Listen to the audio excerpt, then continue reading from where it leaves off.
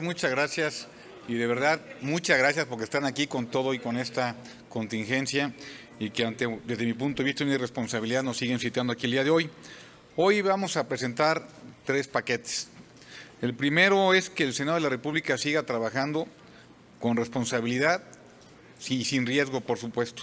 La segunda, frenar la epidemia del COVID-19.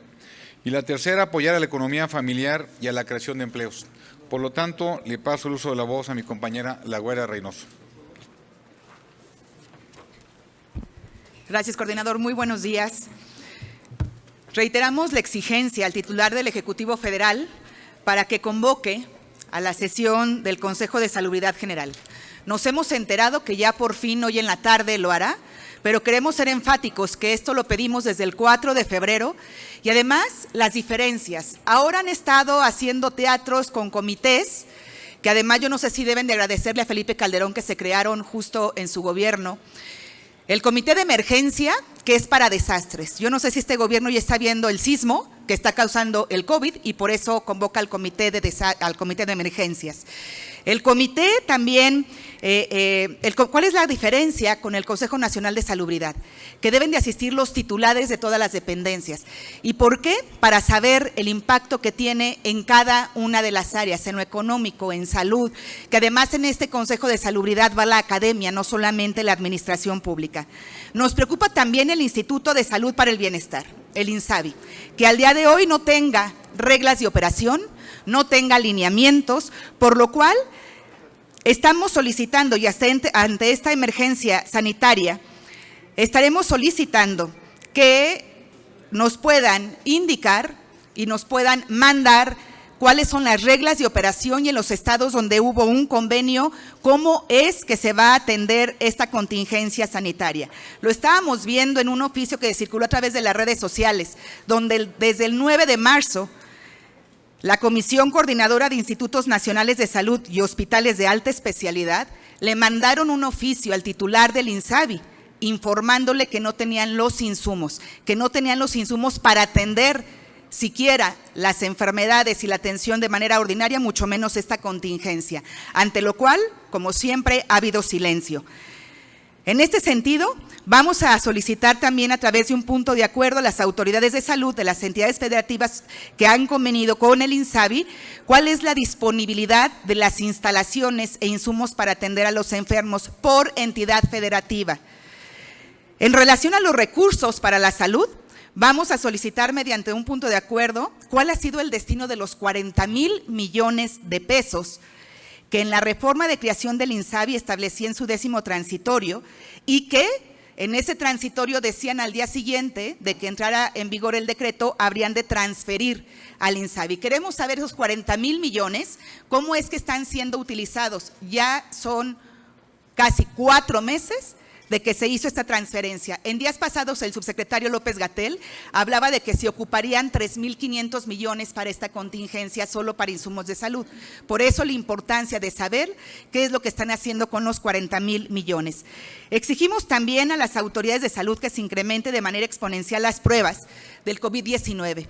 Es decir, queremos que se aplique no solamente a quienes presenten los síntomas ya de gravedad, sino a aquellos, porque además lo han estado diciendo, quien tiene fiebre puede ser simplemente una infección en la garganta, puede ser neumonía, puede ser influenza, y creo, y lo ha dicho la Organización Mundial de la Salud, que es importante incrementar el número de pruebas y el número de test. Entre las medidas recomendadas por la OMS para reducir la transmisión de contagios y contener el avance de la pandemia es el distanciamiento social. Solicitamos al gobierno federal a ordenar el distanciamiento social gradual en las diferentes esferas de actividades públicas, privadas, como es el ir limitando las concentraciones públicas. Israel y Corea del Sur son países que están siendo ejemplo del uso de información para analizar y atender la pandemia. Para esto se usa el Consejo de Salubridad Nacional, para que se pueda compartir la información y con esto integrar las estrategias. Por ejemplo, contamos con datos del Instituto Nacional de Migración. Cada que se entra al país, tanto de nacionales como de extranjeros, hay un registro, que sería muy importante esa base de datos sobre los extranjeros que ingresaron a territorio nacional, y consideramos conveniente que el gobierno federal implemente una estrategia para hacer uso de la información. Las ocurrencias no sirven ante una pandemia. Lo que se ocupa es que usen la información para poder detectar los casos posibles de personas contagiadas y que el contagio comunitario sea menor. Esto es en cuanto a la agenda de salud.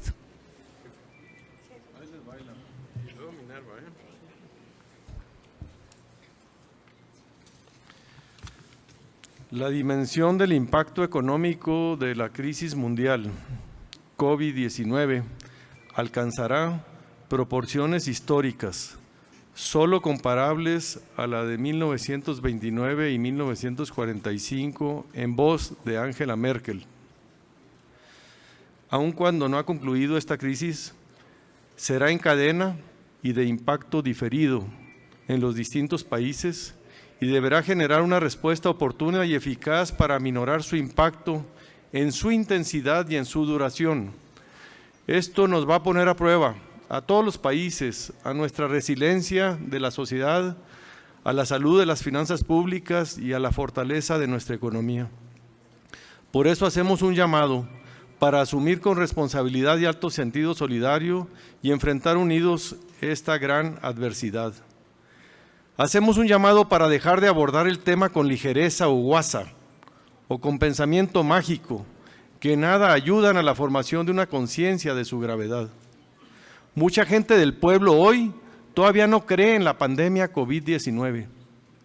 Piensa que es una mera manipulación y no está tomando las medidas pertinentes ni prudenciales. Pero aprendiendo de las crisis mundiales del pasado, hoy podemos anticipar ya diversos impactos en la economía nacional. Recesión, devaluación, desempleo, quiebra de negocios, pérdidas patrimoniales, insolvencia de la economía de las familias, disminución de ingresos fiscales, disminución de los ingresos petroleros. Por eso, el Partido Acción Nacional propone las siguientes medidas para sacar al país del estado de emergencia en el menor tiempo y con el menor daño posibles. 1. Constitución de una comisión de emergencia económica para defender la economía nacional y el ingreso familiar. Una comisión interdisciplinaria, mixta, plural y federalista, que identifique los impactos que tendrá en los diferentes sectores de la economía la aparición y el combate de la pandemia del coronavirus, principalmente el sector turismo, la aviación, el transporte, los hoteles, los restaurantes, entre otros, comercios y servicios, programas de apoyo a personas físicas con actividad empresarial, autoempleo y a la economía informal, implementar un paquete de apoyo a la economía familiar de la clase media y baja, revisión de la política de transferencias sociales para hacer un paquete conjunto de apoyos por encima de la línea de bienestar urbana en las zonas más pobres, garantizar que los recursos adicionales que va a obtener el gobierno, producto de decretos o cambios legales, se asignen con base en políticas públicas de comprobada eficacia y basada en evidencia que garanticen plena transparencia, reglas de operación y su evaluación por el Coneval. Segundo, reimpulsar el crecimiento económico y la competitividad de la economía. Retomar y aprobar la deducción inmediata de las nuevas inversiones en activos fijos de las empresas. Impulso agresivo a las asociaciones público-privadas en los 3 niveles de gobierno. Apoyar a los sectores exportadores que serán beneficiados por la nueva competitividad adicional de la nueva paridad. Destrabar los trámites del programa de industrias manufactureras, maquiladora y servicios de exportación INMEX. Revisar y actualizar el Plan Nacional de Infraestructura y del Acuerdo Nacional de Inversión. Tercero, demos todo el apoyo a las empresas para que mantengan su fuerza laboral. Primero, apoyos fiscales a los empleadores para conservar su plantilla laboral. Moratoria fiscal a empresas de los sectores más afectados y a las micro, pequeñas y medianas empresas. Suspensión de la obligación de pagos provisionales por 2 trimestres. Aplazamiento del pago de deudas tributarias a empresas afectadas por el coronavirus durante 6 meses sin intereses. disminución del pago del 25% de las cuotas del Seguro Social por los meses de abril a septiembre, aprobar la legislación e impulsar el teletrabajo o trabajo a distancia y la adopción generalizada del reconocimiento y la validez oficial de documentos digitales y de la firma electrónica. Establecer un seguro emergente del desempleo en los meses de abril a septiembre de este año para las personas que lleguen a perder su empleo por el brote epidémico. Subsidio temporal para la inscripción de trabajadoras del hogar en el Seguro Social. Disminuir el 50% las cuotas al Infonavit durante el periodo que dure la emergencia y deducir el pago de las colegiaturas durante el periodo que dure la emergencia. Las siguientes medidas serán presentadas por la senadora Minerva Hernández.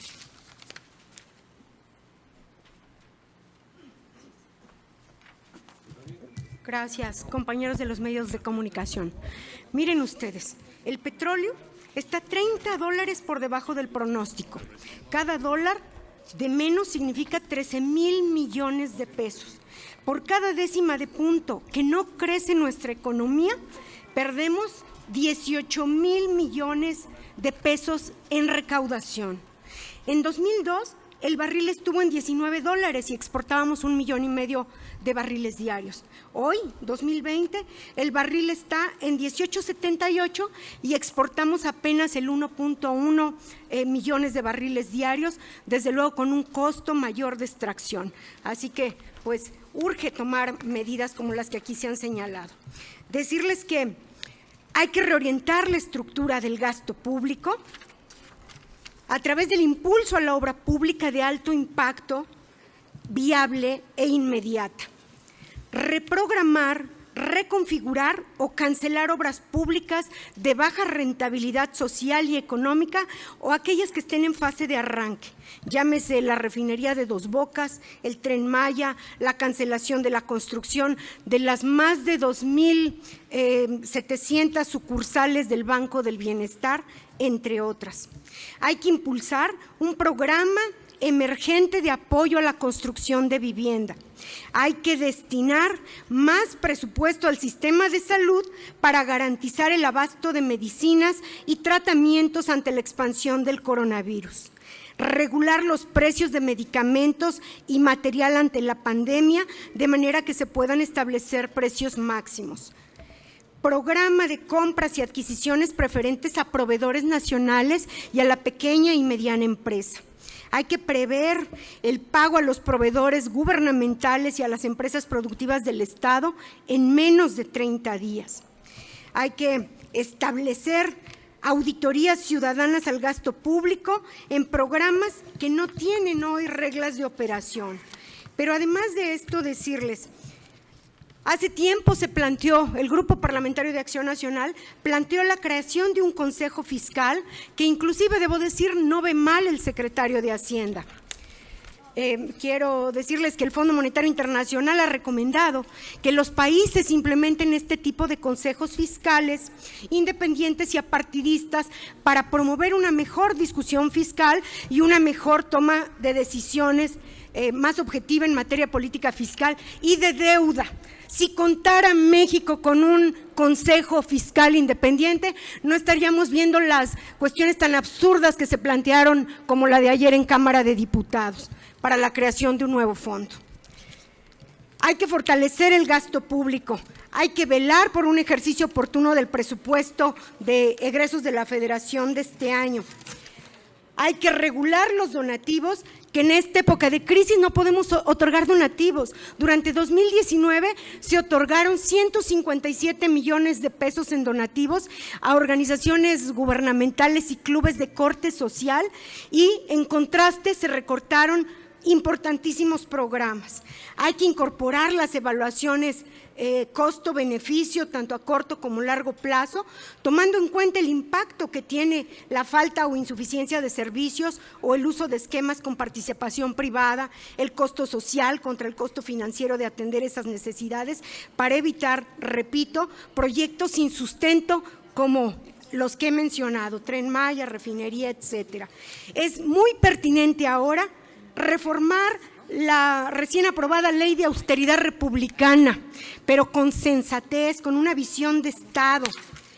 Hay que celebrar una convención nacional hacendaria, porque estamos planteando un apoyo solidario y subsidiario a las haciendas de los estados y de los municipios, de manera que el federalismo hacendario garantice la no reducción de las participaciones y aportaciones federales.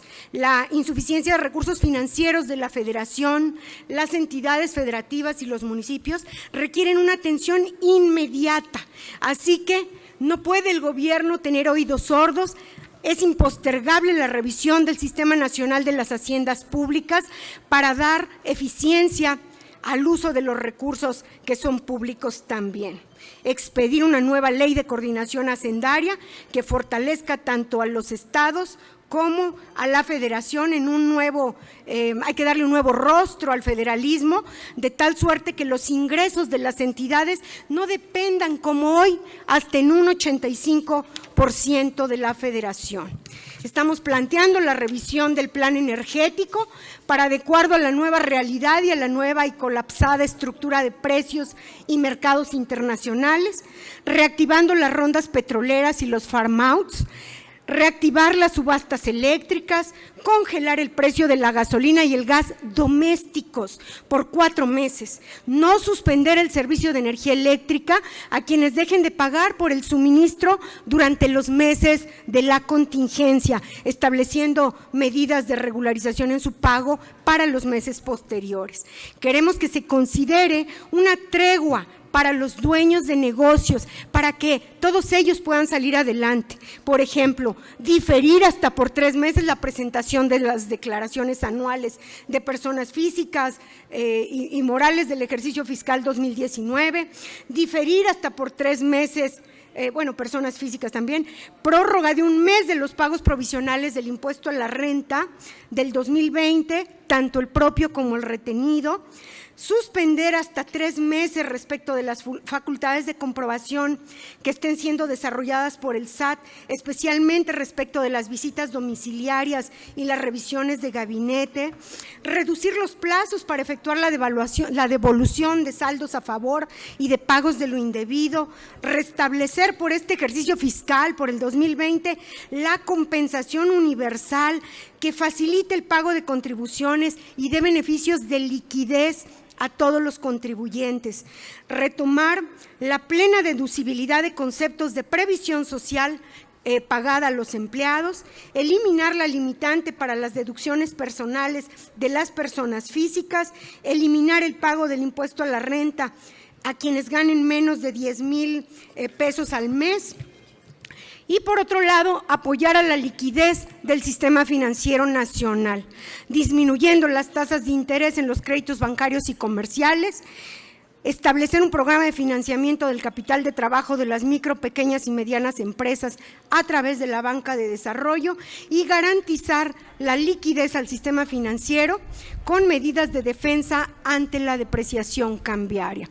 Son en conjunto las propuestas en materia económica que presenta el Grupo Parlamentario de Acción Nacional.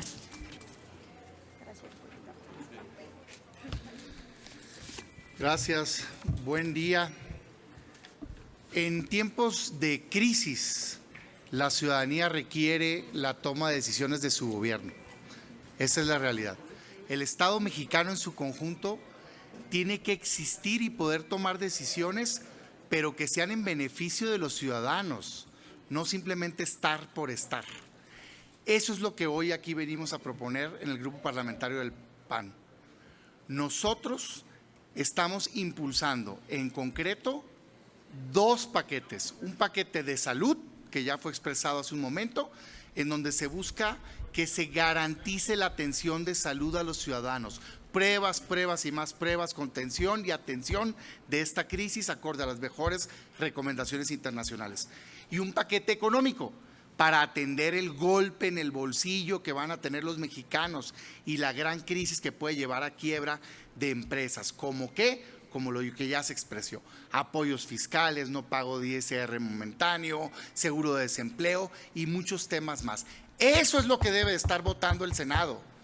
no puntos de acuerdo de otros temas sin relevancia, que pueden ser relevantes en lo particular, pero no en la crisis de hoy. El ciudadano hoy requiere atención de la crisis derivada del coronavirus COVID-19, no que confundan valentía con estupidez, queriendo estar juntando a gente, 128 personas o 500 personas de 32 estados, exponiendo a ellos, a sus familias y a todo el país.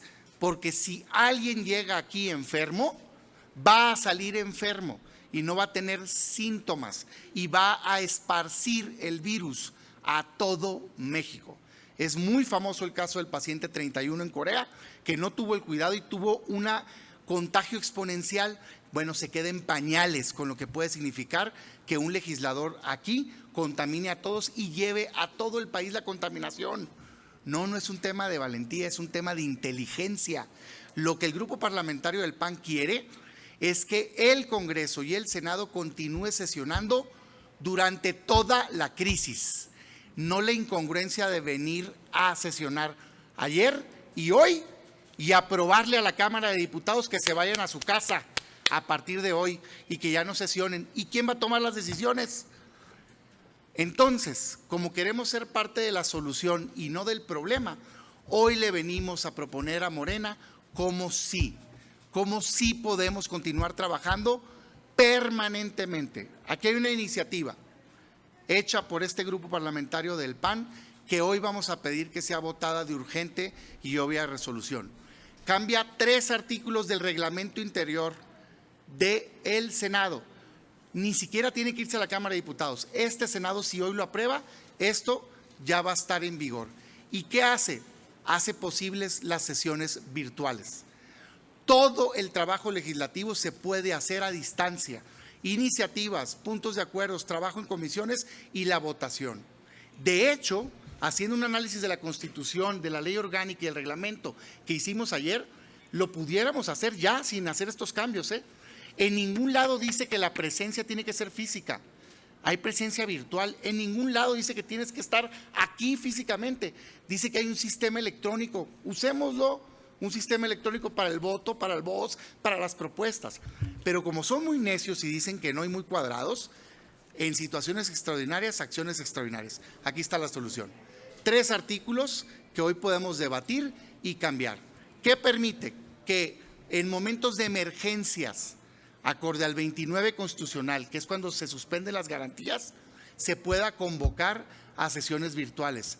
Que en momentos de emergencias por cuestiones de salud, de seguridad o de protección civil, o caso fortuito o fuerza mayor, si lo pide físicamente por escrito, 2/3 partes del Senado, la mesa directiva pueda convocar por medios electrónicos a una sesión virtual.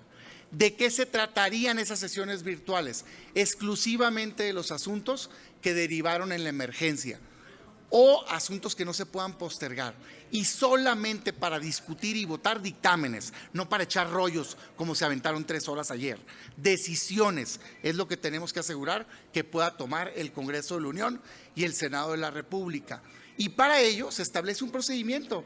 72 horas antes se publica el dictamen, se abre un registro de modificaciones de propuestas, 24 horas antes cierra y se regula un proceso para que la mesa directiva pueda, por medios electrónicos disponibles que todos sabemos, regular todo un debate con votación en lo general y en lo particular.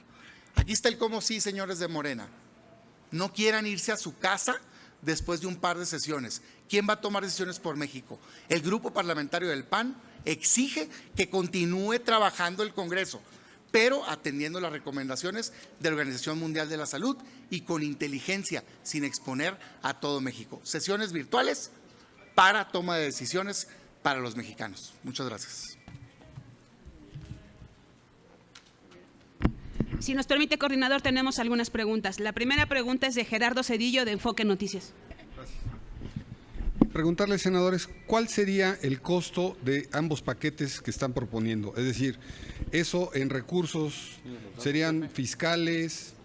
¿Cómo serían? ¿Y cuál sería el monto total de estos 2 paquetes, tanto el de salud como el de incentivos económicos o fiscales? Porque, por ejemplo, en Alemania oí billones de de euros, en Estados Unidos también. Aquí, ¿cuál sería el costo y si hay viabilidad realmente, digamos, financiera para que el gobierno eche mano y de dónde echaría mano de todos esos Nada más, recursos? antes de pasar el uso Esa de la es voz una al de las presidente de la preguntas. Comisión de Economía, al jefe Madero, quisiera decirles algo que deberíamos de estar muy enojados, tanto tú, yo estoy enojado, porque el año pasado, después de muchos años, después de cerca de 20 años de una economía de ir ahorrando poco a poco, cada vez que tú ibas a la gasolinera y pagabas algo de gasolina, un poquito de eso se iba a un fondo. Cuando ibas a una tienda, un poquito de eso se iba a un fondo. Llegamos a tener cerca de 300,000 millones de pesos. Pues el año pasado se gastaron más de la mitad. Y ahorita lo que están pidiendo en la Cámara de Diputados, esos 180,000 millones de pesos, son los mismos que se gastaron en proyectos electorales el año pasado. Por eso estoy convencido que este gobierno no es serio, no sabe, no quiere y no puede dar certidumbre que el ciudadano quiere. A continuación le paso el uso de la voz a mi compañero Gustavo Madero.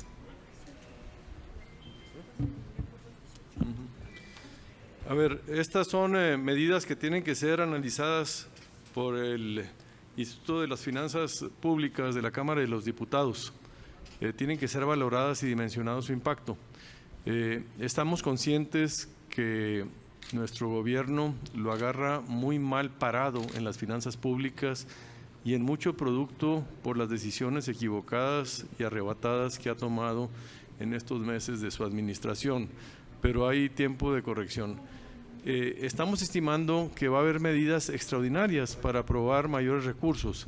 Lo que estamos exigiendo es que estos recursos se tomen su destino con decisiones distintas a la manera como se ha venido asignando hoy de manera totalmente discrecional por una sola persona, el presidente de la República, y se haga a través de esta Comisión de Emergencia Económica, que sea basada en evidencia, en políticas públicas que tengan probada eficacia.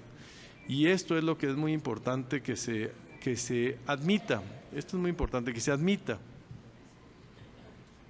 con humildad que las decisiones que se han tomado y la situación que estábamos viviendo no eran las que decían que eran. No estábamos creciendo, no estaba habiendo inversión, no estaba habiendo empleo y no estaba habiendo mayor recaudación. Eso hay que reconocerlo, porque si partimos del hecho de que íbamos bien, nomás le vamos a echar más leña al fuego cuando se obtengan recursos extraordinarios con mayor déficit o mayor deuda. Esto es el principio de la solución, reconocer los hierros, los equívocos de las políticas públicas para poderlos hacer de manera distinta, garantizando que los escasos recursos que tendremos. Mira, Estados Unidos está destinando 3 trillones de dólares. La medida que anunció el presidente ayer fueron de 150 millones de dólares. 3 trillones contra 150 millones. Estamos hablando de magnitudes totalmente distintas y por eso nos obliga a ser mucho más responsables con los pocos recursos que tenemos, porque deben incidir de la manera más eficaz en la solución de los problemas, tanto de la emergencia sanitaria como de la emergencia económica. Y para esto debemos de contar todos con la participación del Centro de Estudios de las Finanzas Públicas y también de manera solidaria de los 3 órdenes de gobierno. La otra pregunta es al coordinador si efectivamente sigue habiendo bloque o no hay bloque de contención, porque ayer pues vimos cómo Movimiento Ciudadano y el PRD pues le hicieron el quórum a Morena, entonces saber si efectivamente continúa, digamos, en pie esta alianza o este acuerdo que tenían, o ya cada quien agarra por donde le convenga. ¿Comenta alguna más, la güera, sobre el tema anterior? Sí, nada más respecto al impacto en el tema de salud, nos referíamos a los 40,000 millones que ya tienen, que ya están recaudados, que recordemos que el Fondo de Gastos Catastróficos, ahora Fondo de Salud para el Bienestar, ese fondo hasta diciembre tenía poco más de 100,000 millones, con lo que se atenderían las enfermedades de alto costo o el tercer nivel. De este fondo era para la atención de los institutos de alta o de especialidades, como el INER, en donde ayer vimos una manifestación y en donde estamos viendo que ayer solo fue la manifestación, pero la advertencia estaba desde el 9 de marzo y no se hizo nada. De este fondo también se apoyaban a los hospitales de especialidad, de alta especialidad.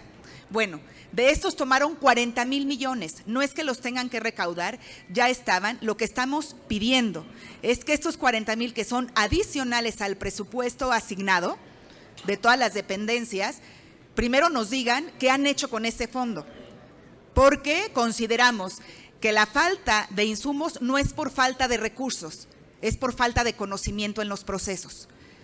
Que la falta de recursos y las manifestaciones que se han visto en los hospitales no es por falta de recursos, es por falta de capacidades. Y miren, les pongo un ejemplo. La Junta de Gobierno del INSABI se instaló desde diciembre y desde diciembre es lo único que ha hecho, porque no hay siquiera lineamientos. Si yo me refiero al IMSS, están cancelando cirugías de ortopedia y algunas otras porque no tienen insumos. Para lo ordinario estamos a finales casi del mes de marzo. Entonces, el colapso en el sistema de salud no es por el COVID, es por la ineficiencia de los funcionarios. Y si a esto le sumamos ahora la contingencia del COVID, la verdad es que sí es muy grave lo que está pasando y lo que estamos pidiendo. Ayer o antier decían que ahora el INSABI se iba a encargar de la compra de insumos para atender el COVID. Quizás se les olvidó que hicieron una reforma a la Ley Orgánica de la Administración Pública y que esta es responsabilidad de Hacienda, aunque se los advertimos desde noviembre del 2018 que este desorden lo iban a provocar y lo están provocando. Gracias, Gerardo. Mira, por supuesto el bloque sigue.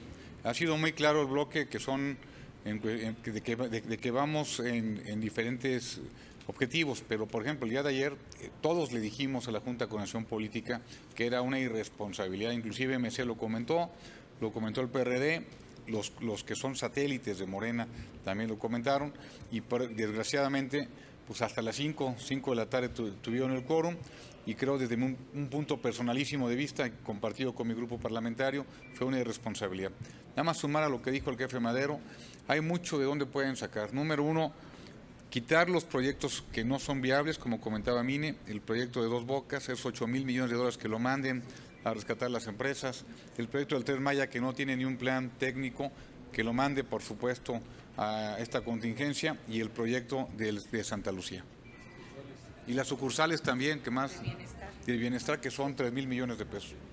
Mayolo López, del Grupo Reforma. Senadores, senador Curi, ¿debemos entender entonces que el grupo participará en la sesión de hoy? Y segundo, ¿qué opinión tienen del albazo de ayer que perpetró Morena en San Lázaro? Y si ustedes lo rechazarían o lo respaldarían aquí cuando llegue al Senado. Yo creo que más que el fondo hay que criticar la forma.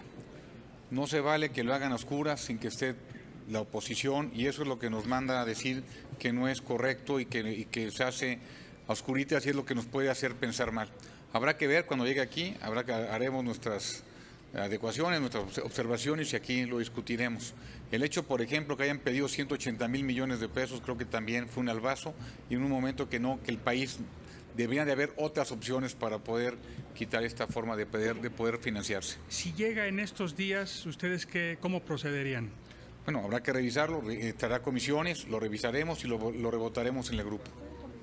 ¿Va a comentar algo aquí? Yo quisiera compartirles un punto de vista que comentábamos esta mañana. Por favor. Respecto de la aprobación que hizo la Cámara de Diputados de una iniciativa que presentó el diputado Mario Delgado de Morena para crear ese fondo para la prevención y atención de emergencias y la contratación de deuda pública para enfrentar emergencias que puedan poner en riesgo amplios sectores de la población o a la economía. Así le llamo, ese es el nombre que tiene. Está reformando dos marcos jurídicos, por un lado la Ley Federal de Presupuesto y Responsabilidad Hacendaria y por otro la Ley de Deuda Pública. Yo quiero puntualizar, porque además es nuestro sentir en el grupo, que los diputados que aprobaron esta propuesta están violando el Plan Nacional de Desarrollo 2019-2024, que establece, y lo entrecomillo, en este sexenio no se recurrirá a endeudamiento para financiar los gastos del Estado ni para ningún otro propósito. Creo que es muy elocuente el texto. ¿En dónde quedaron pues las luchas sociales del diputado promovente cuando en el sexenio pasado, siendo senador, y seguro que ustedes lo recordarán bien, era uno de los principales opositores a la contratación de deuda pública, y aquí llevaba casi minuto a minuto el seguimiento, el récord del crecimiento de la deuda pública, y hoy nos encontramos con que es el principal promotor de ella? El secretario de Hacienda la semana pasada manifestaba que contábamos con una serie de amortiguadores fiscales previstos en los criterios generales de política económica 2020. Entre ellos, el Fondo de Estabilización de Ingresos Presupuestarios, el FEIP, el Fondo de Estabilización de Ingresos de las Entidades Federativas, que se conoce como FEIEF, que por cierto, durante su comparecencia aquí en este Senado en 2018, el secretario de Hacienda manifestó a pregunta expresa de su servidora que por ningún motivo se tocarían estos fondos. Hay que checar la versión estenográfica. Y de acuerdo con cifras que da la propia Secretaría de Hacienda, apenas refiriéndose a septiembre de 2019, el Fondo de Estabilización de Ingresos Presupuestarios traía 296.3 mil millones de pesos. Y el otro fondo, el FEIEF, traía 92.1 mil millones de pesos. Y bueno, la semana pasada también Hacienda nos deja conocer que el primero de los fondos ya nomás tiene 158 mil millones de pesos. Y el FEIEF, que va para las entidades federativas, solo le quedan 60 mil millones de pesos. La pregunta es, ¿en qué aplicaron el recurso? Y, en consecuencia, ¿cuál será el destino de estos 180 mil millones de pesos que están pretendiendo obtener a partir de la aprobación que hicieron ayer? Yo creo que hay muchos cuestionamientos. Y bueno, debo decir también, porque leí con mucho detenimiento la exposición de motivos, toda la iniciativa completa, no se establece el destino de los recursos, pero paradójicamente están reconociendo, pues, lo que dice el Fondo Monetario Internacional. Nunca hacen caso, siempre reniegan de lo que recomiendan los organismos internacionales, pero en este caso que les están corrigiendo la plana, pues aquí sí no lo cuestionan, lo acatan y pues no tienen otros datos en tratándose de deuda y recurren a lo que están diciendo los organismos internacionales. Quiero puntualizar algo más. Según el Plan Nacional de Desarrollo, esos recursos de ninguna manera podrán financiar programas sociales, lo dice el plan, toda vez que también dice que su financiamiento de los programas sociales, fíjense ustedes, provendrá de lo que se ahorre del combate a la corrupción, de la eliminación de gastos suntuarios, del desperdicio de recursos y del robo de combustible. Y sería pues muy grave y se mandaría una señal de alarma hacia el exterior que el presidente mismo viole el plan que él presentó al Congreso de la Unión. Pues eso quisiera yo puntualizar. Y bueno, no, por último decirles que en el PAN pues sostenemos que cualquier acción promovida por el Estado en aras de propósitos que resuelvan el problema económico que estamos enfrentando, pues habremos de apoyarlo, pero que no estamos dispuestos a comprometer el bienestar de generaciones futuras y tampoco a menoscabar la dignidad de las personas en el presente. Vamos a priorizar siempre la generación de crecimiento económico, a proveer oportunidades a las familias, a proteger el empleo, a detonar la obra pública viable e inmediata, a activar el crédito de la banca de desarrollo, a replantear la orientación del gasto público y a proteger a la pequeña y mediana empresa de este país. En ese contexto, nuestras propuestas y nuestra puntual crítica a esa aprobación de ayer. Gracias. Senador Curi, ¿el grupo va a participar hoy? ¿Va a entrar a ocupar sus escaños? En caso de que tengan quórum, estaremos adentro, tomaremos asistencia y estaremos en nuestras oficinas bajando cuando sea necesario para votación o para cualquier debate.